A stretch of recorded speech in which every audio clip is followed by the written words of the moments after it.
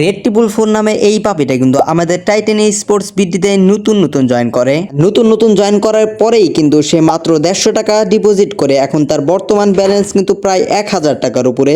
1000 টাকার উপরেও তার ব্যালেন্স হওয়ার পরেও কিন্তু সে 1 টাকাও উইথড্র দেয়নি এই পর্যন্ত।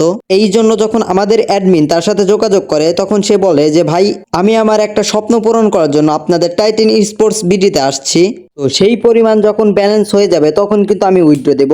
সে কিন্তু একজন প্রফেশনাল খেলোয়াড় না হওয়া সত্ত্বেও কিন্তু আমাদের অ্যাপসে সে এতগুলা টাকা উইন করতে পেরেছে।